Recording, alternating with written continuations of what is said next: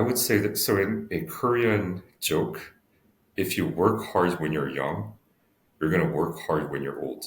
So,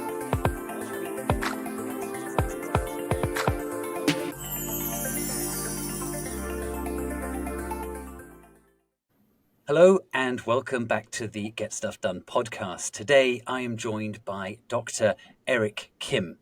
He is somebody who I've known in Seoul for a number of years, and I'm really glad to have him on as a guest today because he has absolutely shown through his many different affiliations how you can get a lot of stuff done all at the same time.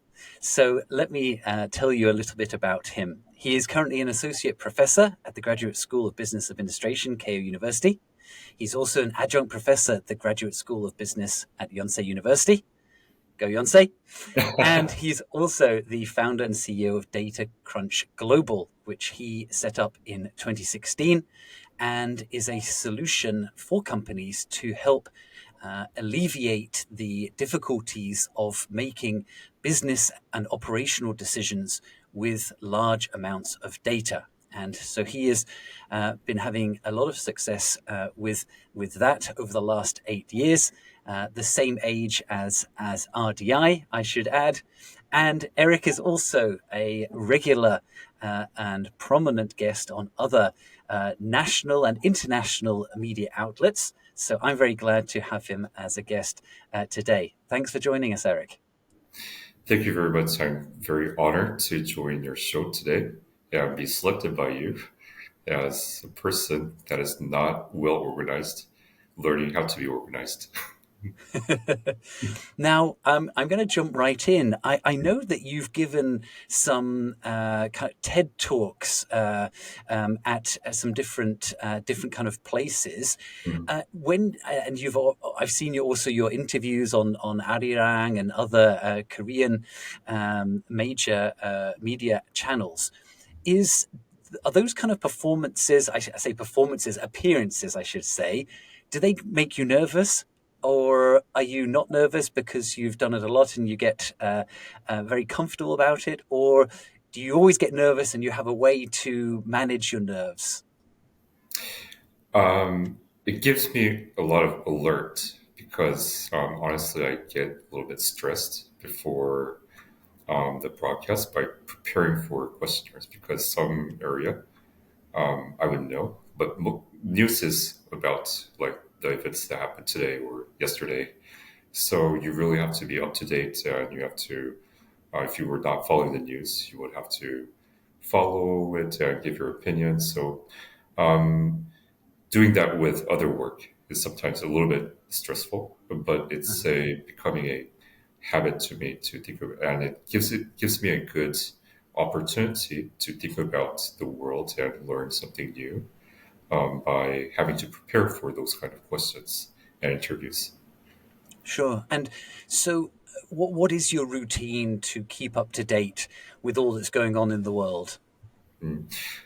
I read a lot of news, yeah, but honestly, when I'm really active in the media, Hmm. then I really focus on reading and thinking about things. When I'm not really active in the media, then I focus on other things like research or company work or things like that. So I would say that I really focus on the things that are immediate to me as a Hmm. that deadline or a due date. Okay. Mm. And so, I like to ask my guests what a typical day looks like for them. I don't know whether, because you wear so many different hats, whether you have such a thing as a typical day. But generally, what are you spending most of your time doing? When I wake up in the morning, my calendar tells me what I have to do for the day. So So it gives, you live by your calendar, do you? yes, I can't live without my calendar because, Same here. yes, I record all of my meetings and important things that I have to do for the day. But I also remember, important things to do. So I tend to. do it right away because work piles up.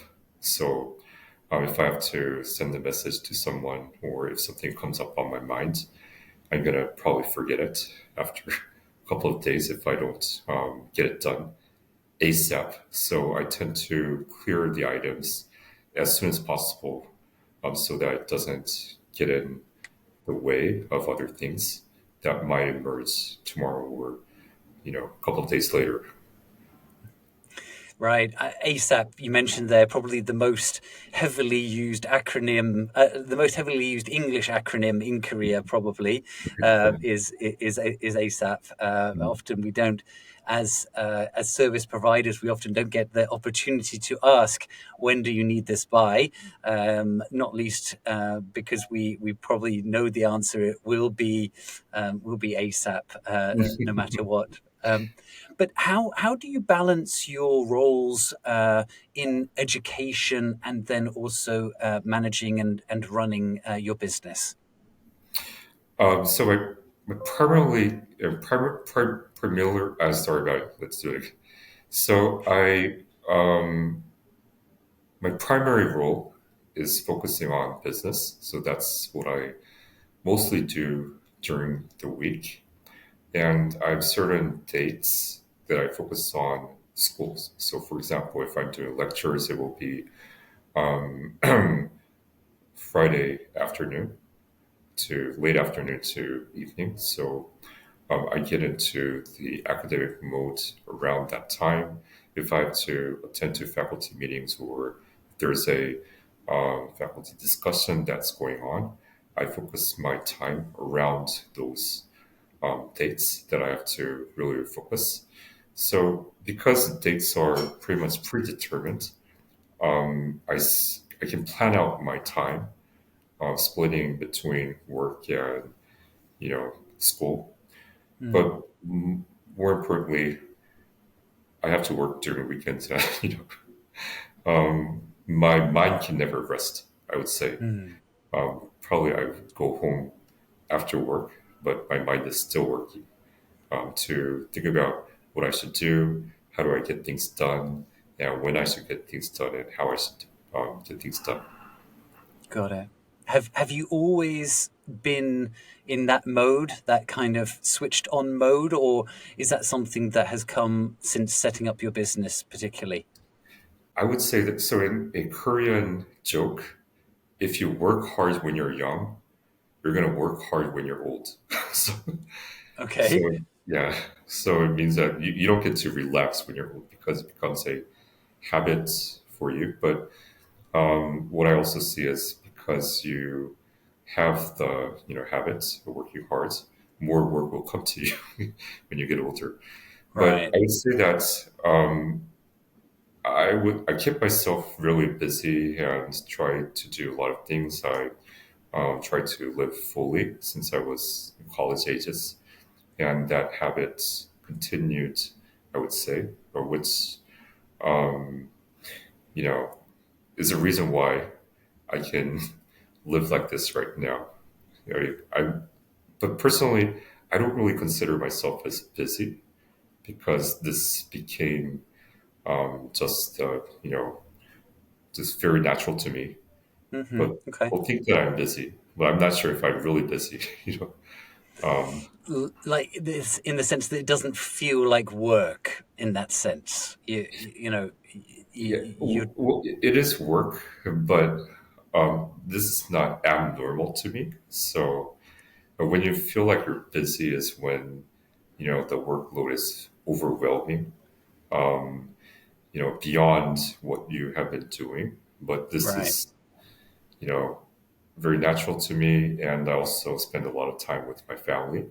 That's what I learned during the course that I really, really have to also be busy with my family.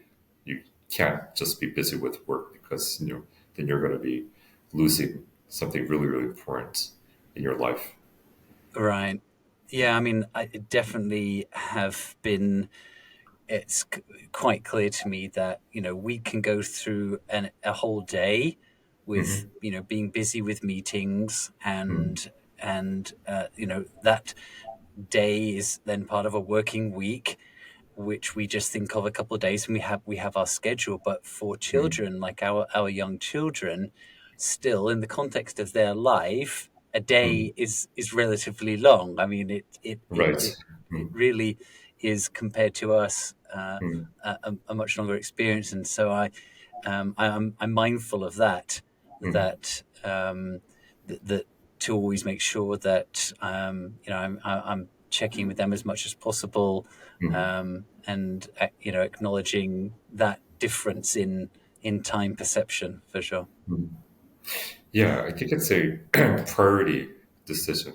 Like the reason why you can't spend time with your family is because you prioritize other things like work or other events, things like that. And you always have a reason.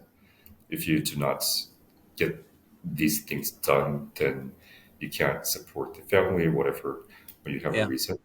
But if you really understand the importance of, spending time with your family, like especially your children, then that's also a very, very important, I would say, task or meeting that you can consider relative to your other, meetings.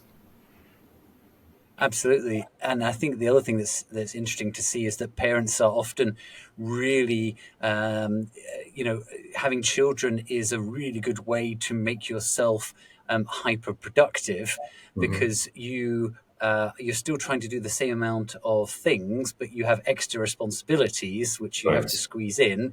All of a sudden, like you said, it's an important meeting. You've got to pick them up at a certain time. You've got to get your stuff done by a Mm, certain time. All of a sudden, it's not like, oh, well, if I work late tonight and I'll just order in food and, work late and go straight home, right? As you might if you don't have that responsibility. It's mm, much more structured. So that can be a good thing mm. to to avoid letting the work expand to the time available, right? Right. Instead Mm, condensing it to the minimum possible mm. time, which is Yeah. good.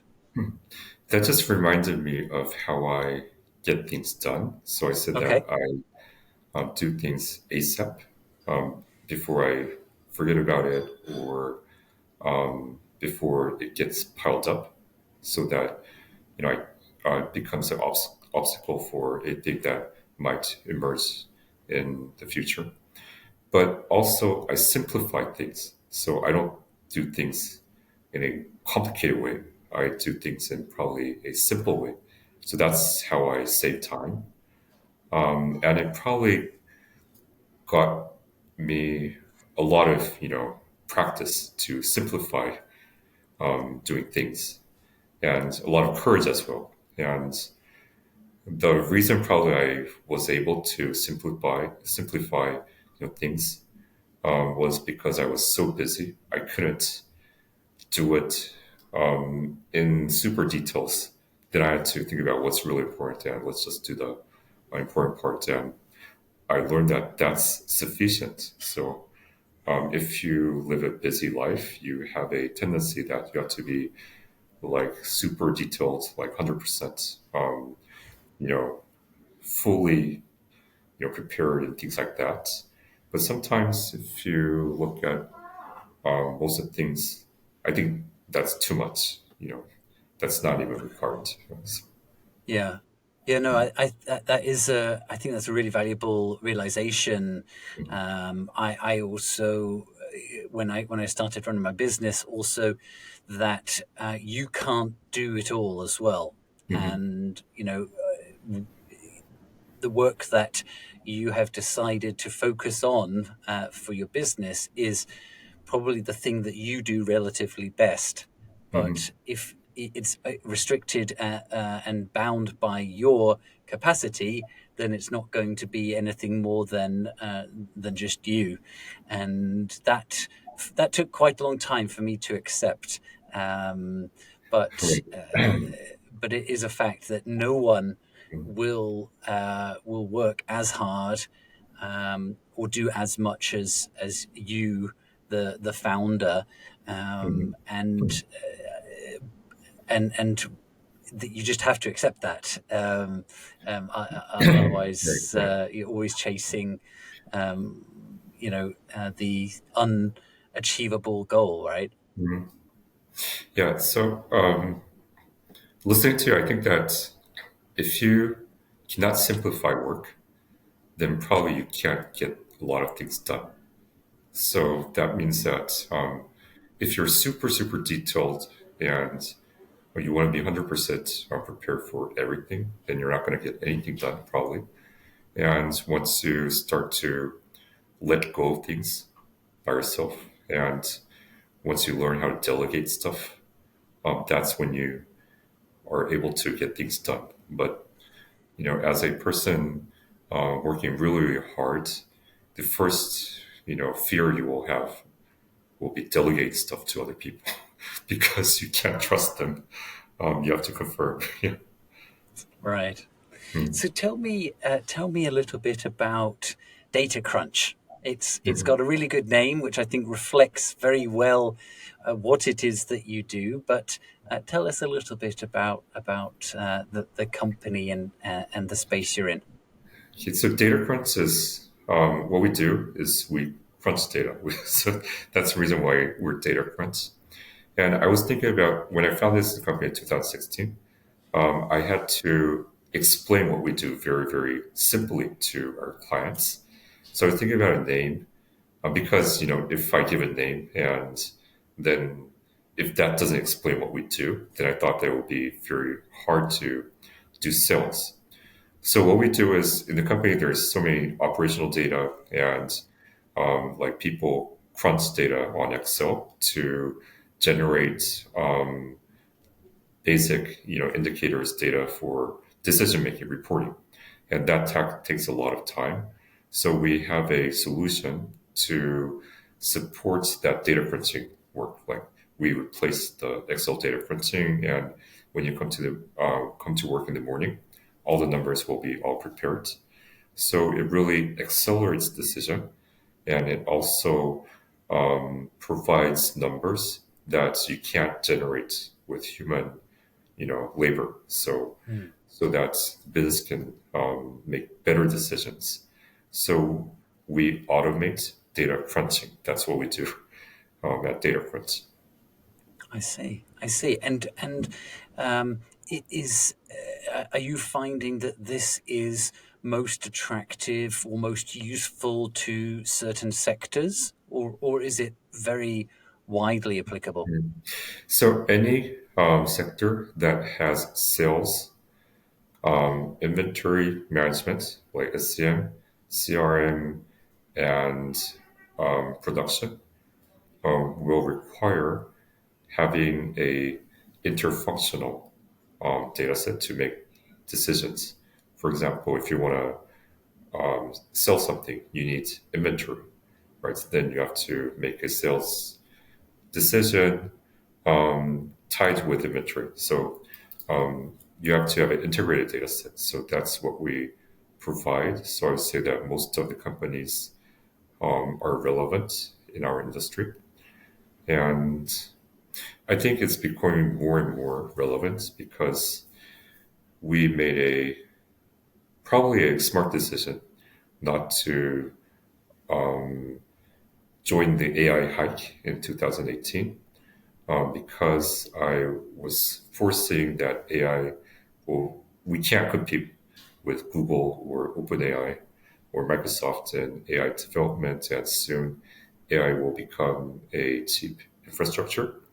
So I thought that there was no point getting into that competition. But what's important is AI needs data, and data technology is more important. And it's really hard to replace data technology with AI.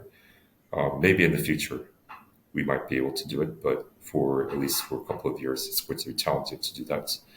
Mhm. So we were really, really focusing on data as a strategy. Okay.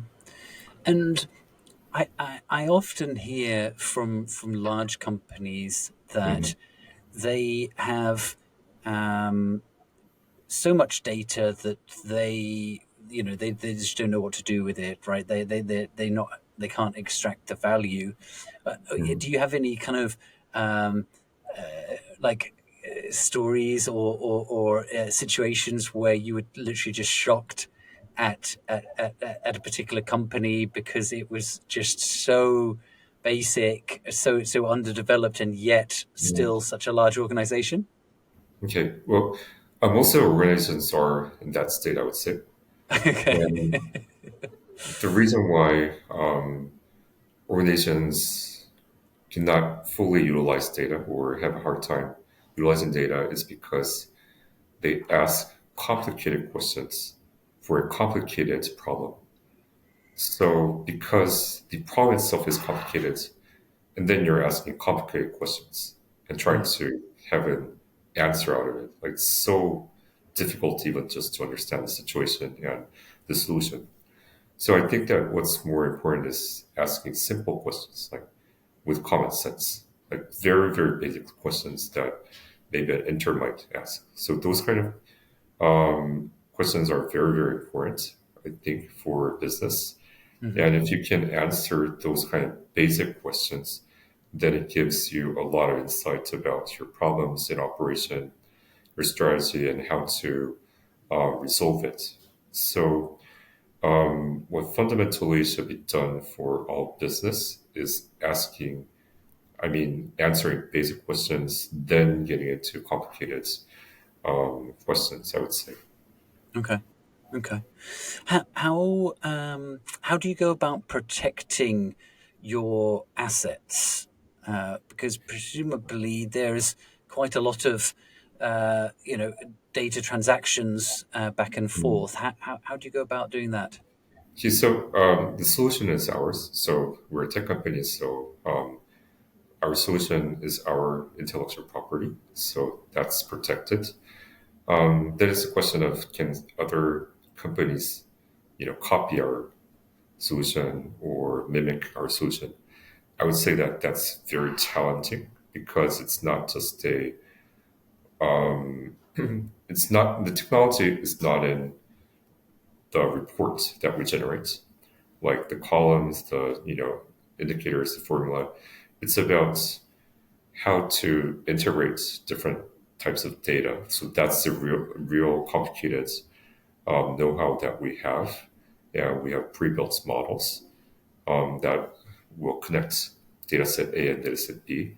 So it will take a lot of time for other companies to catch up in that domain, I would say. Hmm. So that is our natural entry to barrier in terms of technology, I would say. Okay. Yeah. Okay. Good. Well, long may that continue. What was your vision for the company? Like in what whether we term it as a roadmap that you had when you started in 2016, or what was the your big goal? But more importantly, how has that uh, evolved into the company that is now? Okay. So um, I used to work as a biz analyst at Arthur Anderson, and which became very important later on because it went out of business. And I was working at SAP projects, one of the largest SAP projects at the time. And I was on the process side, but I understood digital at that time and understood that you know integrating data to support decision is a huge thing. Like all the systems are fragmented and just integrating data is just a huge thing. And in 2016, like after more than decades, passed, I see that that's still the problem. So it has been a problem in the past, throughout the history of the industry, and then still it's a problem. Then I was thinking that okay, why don't we solve it? So that's was the motivation found in Datacrunch. Um, the question of whether we are in the form that we envisioned when I was when I found this company. I'm not sure, but I think that we're definitely going in that direction. Honestly, I did not have time to look back or think about other things because we were going on that path, every day. So like everyday execution, living fully each day was very, very important. And I can't even imagine how 8 years has passed. It just feels like it was yesterday. And then I realized that 8 years has passed because I was only looking at today, tomorrow. And then, you know, if you want to climb up, a high mountain like Mount Everest, if you look at the mountain, you're probably not going to get there. You're going to give up. But if you look at your foot, then you'll somehow get there because you're Yeah. not. Right. Going to Right. give up. Right. The breaking down of the Mhm, goal to taking that step in front of you, which is just a small step, but when you zoom out, all of a sudden you've taken 1,000 steps, and you've mhm. made a lot of progress. Yeah, absolutely. And so, when you started Datacrunch, was that the first time that you began leading people, or had you had previous leadership experience before? I had previously founded a company, but I would say that it was a microbrewery, but I would say that Datacrunch was a more serious Okay. business than, I mean, first serious business that I really learned how to, um, you know, practice leadership, I would say. Okay. Yeah. But I had so much fun, working at that microbrewery at that time. Yeah. Yeah. Tell me more about that. When did you do that? So that was, I think, 3 years or 4 years before the Uh huh. data points, like 2013ish. So I had an opportunity to start a small microbrewery for not a long time because I briefly joined and I came out of the team. But I had to deliver, kegs all over Seoul, and we're thinking about where to sell our beer, the branding and just the Yeah. vibe at that time. It was the golden ages of craft beer at that time. So Right. it was pretty fun. Yeah, it was. And the reason why I thought that I should do it was because as a consultant, you don't, as a background as a consultant, you don't fully understand how this works. Just you just get into products at a fragmented, piece of the business. But in order to do a microbrewery, you have to look at the full internal value chain from importing hops to, activating pubs that you supply to. Right. So it's production decision, inventory decision, marketing decision, importing decision. And then how do you do sales? How do you even activate pubs like, advise them, how to do interior, how to manage Mm. customers, etc. So it was a full package of a experience, which Yeah. became a valuable asset later on when I found the data points. Yeah, I bet. I mean, being involved in a startup or establishing your own thing, the one very big similarity with consulting is that the learning curve is very steep because of the intensity of the work. The biggest difference, like you said just before that, though, is that with consulting you're usually only in a very small part, whereas when it's your own thing, it's A to Z, the entire breadth of activities, which Mhm. is a challenge in itself. So at the microbrewery, you had got some experience with leadership, and then it was Datacrunch that became your next venture. Mhm. What would you say your leadership style is now? Full delegation, I would say. Yeah. And I trust my team. That's the reason why I can delegate. Um, so this is what I learned looking back in my life. Like I had opportunities that I was given, a big role at that time for a young, like 20 or early 20-year-old. Um, and what I understood is if you have the will to do it, and if you are capable of doing it, then no matter of which level you're at, you will eventually get it done. So the difference between Korean organizations and Western organizations is that Western organizations first give opportunities and then see if the person can do it or not. Current organizations don't give opportunities until you're super confident that they can do it. So if you look at Western organizations, you became an executive candidate during your 30s recently, right? And if you're 40s, then some are executives already. In Korea, if you're 30 or 40, you're a manager, Right. or sometimes even a junior manager. So, but if you want to grow people, you have to really trust them and give them opportunities. So that's where my full delegation is coming from. And you have to really believe that they are the best talents. Right? It doesn't matter if they are or not. You have to really believe that. Then they will make difference.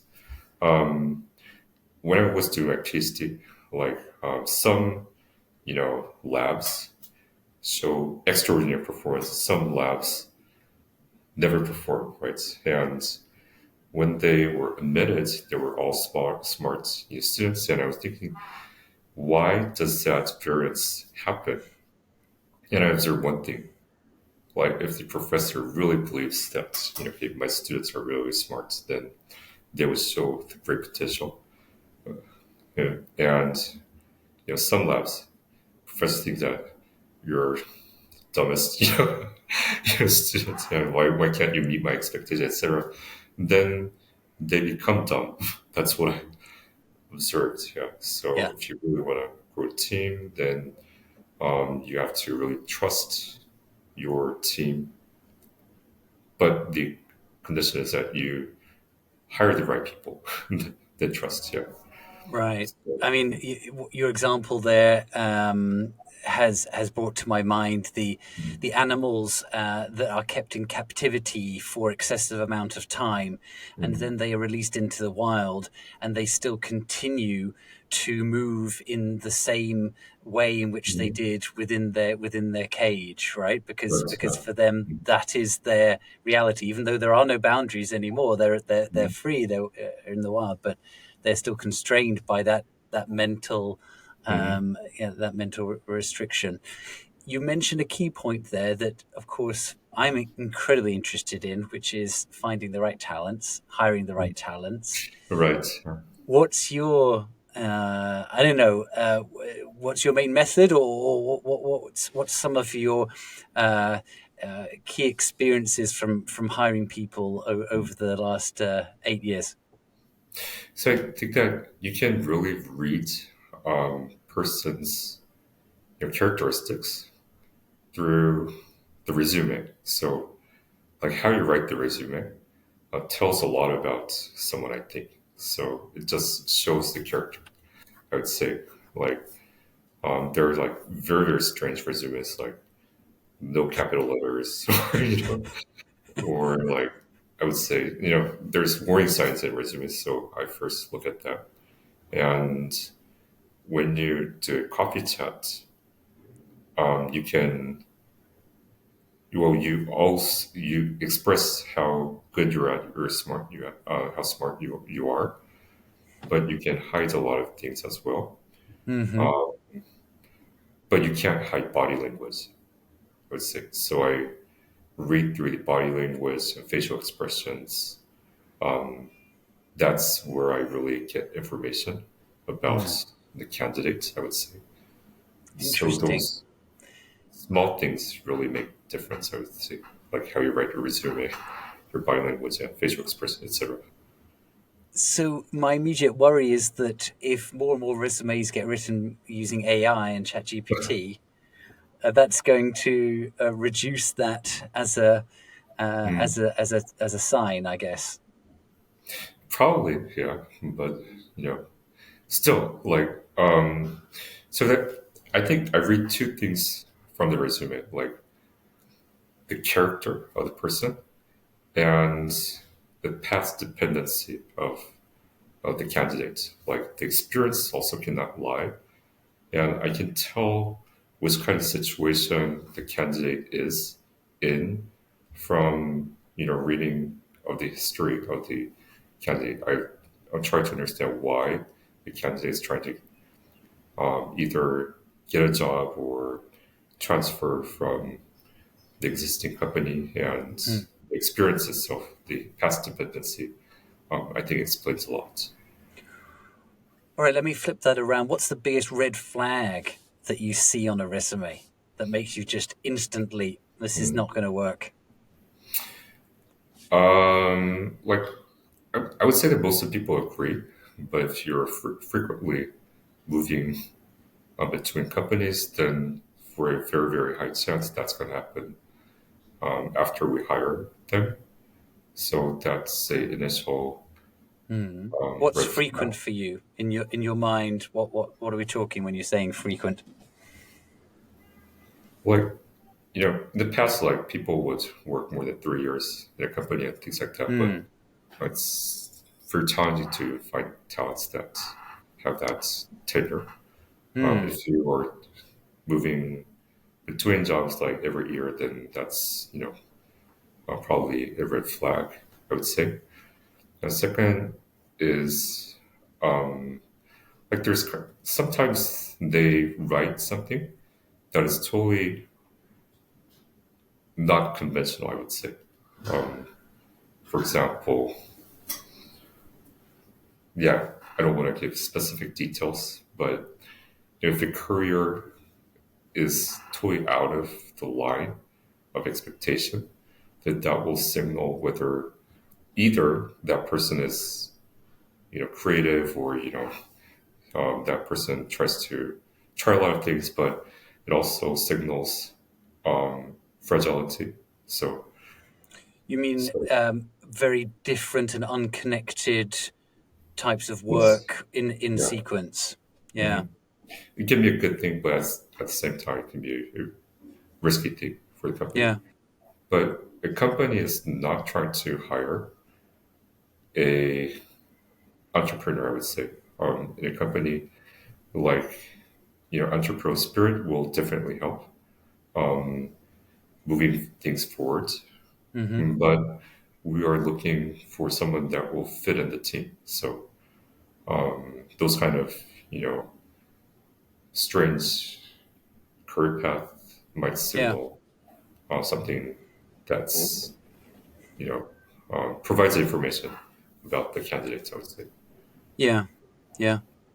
I I think for me the frequent moving, it's clearly a trend, like a trend for everybody to move more often, and I think that's reflection of the way in which the speed of technology and also global mobility, of course, is at its highest level than ever before. If I think back to my first three jobs, they were in three different countries with three different organizations, and three different industries. I would say, but that was early on in my career, and I was trying to establish what it is that I want to do and what I'm good at, and I was just trying everything I could to get that breadth of experience. And then, of course, there's always certain roles where staying long is actually diminishing performance as well, right? Like maybe sales, can be one example there. But it's always I always think back to a candidate that I was interviewing for another position, for a position on behalf of a client, and he said that he was looking for a stable company. Mhm. And I said, okay, what does stable mean to you? And he said, oh well, very big.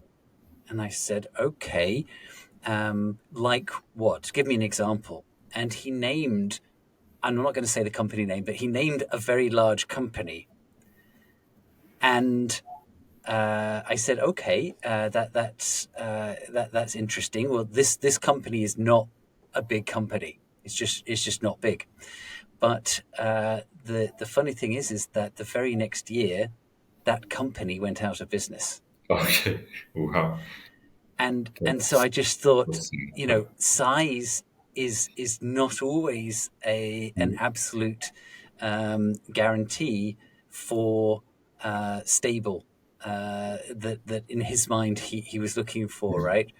And yeah, I think sometimes we can perceive things which in in the grand scheme of things, they nothing is forever. And where we are a year from now is going to be different. Where we are 2 years from now, again will be different, and kind of like reevaluating, because also companies are not offering a job for life at the same right. time, right? So Mm, it seems somewhat like unbalanced that companies want people to say that they're going to stay forever, but mm, they're not guaranteeing the job forever. right. So Yeah.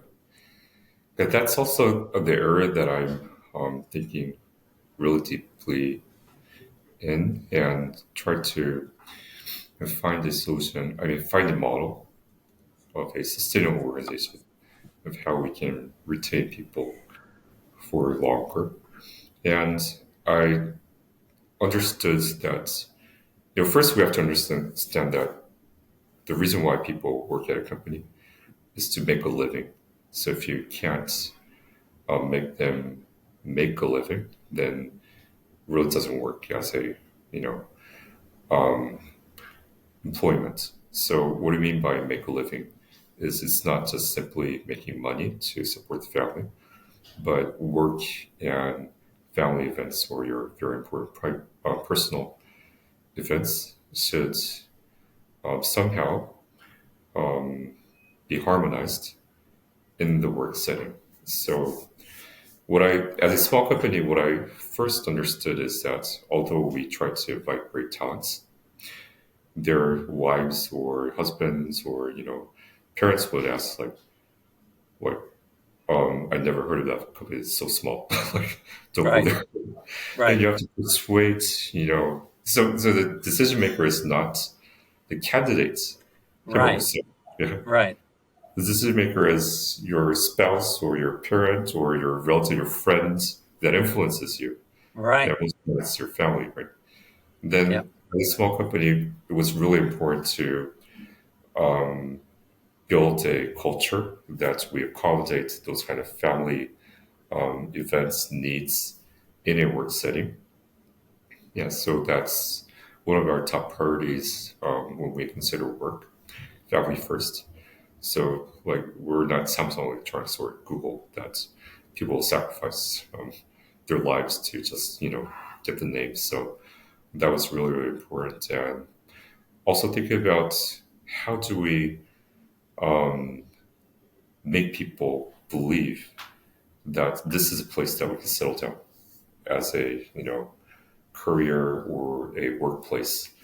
And that all boiled down to a, question of how do we prioritize family matters. So that was really something important because if you Mm. look at why modern days organization see a lot of frequent talent flights or frequent shorter tenures is because the premise is that the company will take care of the employees lives, right, lives is probably not has probably torn down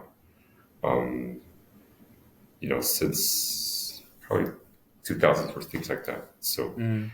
that's a reason why people don't also see that I should stay here longer enough. What's your take? A lot of companies over the years have tried to say, "Oh, we're a family. We take care of you. No one left behind. We're integrated like a real family." And there's Mm, a contrary opinion, which is like, we don't want to be a family because mm, in a family there's always that awkward uncle that right. that nobody likes, but because Mm, they're your family, because they're your relation, you have to put up with them just mm, because they're family. And even though right. everybody would be better off separate, their family, so they stay there, and no one's really happy. Right. Instead of that, to be a high performing team, like a sports team, where there's a Mm, coach, and then there's selected players, and every mm, player is competing to stay on the team, mm, knowing that for the best outcome, for the best team performance, the best set of players is needed. And there's probably a point where that even that player realizes that they are no longer able mm, to deserve that spot, and they even kind of like stand down, or at mm, least are fully aware that there are others who can do it better. And so, mm. operating as a kind of high performing sports team, what's your as a business owner? Where do you stand Okay. on that front? Okay. So we think that family matters are very important for our members, but it doesn't necessarily mean that we should be families within our companies. Okay. We value family matters of the members, but we're not a family. But we want to be a community. So family and community, I think, is very different. Like community shares common values, and it has a reciprocal norm to help out each other. So we're trying to build, and I believe that we have somehow built a reciprocal relationship between the our members and the company. Mm-hmm. In the sense that the company takes care, prioritize family matters. In return, when the company is at stake, please let's all pull up our sleeves and get things done. The question is Right. how do we get things done? So building that reciprocal norm Mm-hmm. within the company as a community was the top priority of as an organization culture. And although we're not family, I think believe that we're a community that will try to help out each other. And what was really important in that sense is, performance evaluation really kills the vibe, I would say. Like, so you hire people that are good enough and that you believe that they're good enough. Of course, you can't maintain a member that's, never going to meet the performance, but people can perform well and perform bad based on so many factors, right? If your family is sick, Yeah. then no matter how much you're good at, you're going to perform bad. They all have reasons. They're not just trying to exploit the company. They have a reason. So if you know how to wait, build that reciprocal culture, then they would contribute, I would say. Yeah. I fully agree with that, and I think the hard thing as a business owner is that often it's a matter of that moment, Mm, and that moment where the reality is it doesn't really matter if that particular thing doesn't get done at mm, that precise moment. Like in real terms, it doesn't really mm, matter. And so I try, and it's not easy, but just try to flex time plans and deadlines mm, accordingly if these things happen, because like you say, the person is essentially being unintentionally affected by mm. an Right. external influence, and Mm, that is often, in most mm, cases, the primary reason for a change in mhm. performance. Yeah.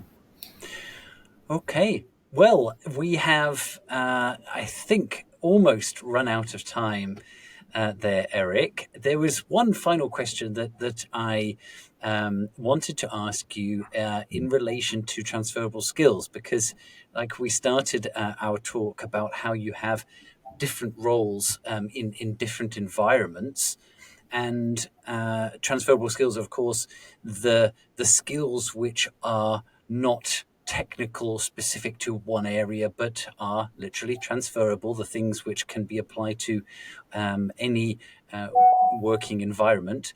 what do you consider to be the most valuable transferable skill? Either take it for yourself as a business leader, or that you look for in when you're hiring. Okay, so I think that communication and planning capability is very, very important. It doesn't necessarily mean that I'm an expert in that domain. I just think that those kind of two things are so important, either Hmm. for an individual to excel in their career or as an organization or a company. Um, if you, like some people do not understand the importance of communication, of updating what you haven't done to others, not to create a silo, is very important. And also, planning is very important. Surprisingly, you'll see that a lot of people struggle when they're required to plan their work. The initial response will be, you know, I've never done this before. How can I even build a plan, right? So I don't know how long it's going to take yet. But those structural thinking is very important. Like first thinking with why do we have to do this? And if you understand why, then you can think about what you have to do. Then how should we do it? Like who should we do it with? And what is the deadline? So then recursively, how do we plan out each items? So, but usually people start from what or how level. They don't think about the why level, and the why level provides a structural thinking. So you have to have a structural mindset to actually plan out things. So doing things in detail is very important, I would say. Hmm. But what is more important is having a structural mindset of thinking about how do we design work? Like, what is my work in relation with others' work in the organization and stuff like that. Got it.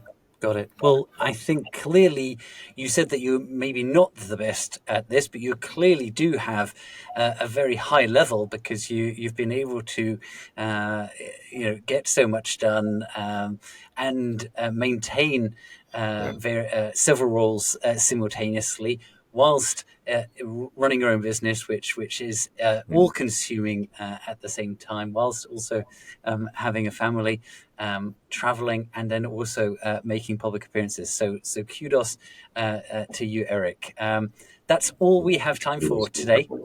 So thank you so much for being with us, um, and hope that uh, everyone has enjoyed this podcast. And on that note, let's get stuff done.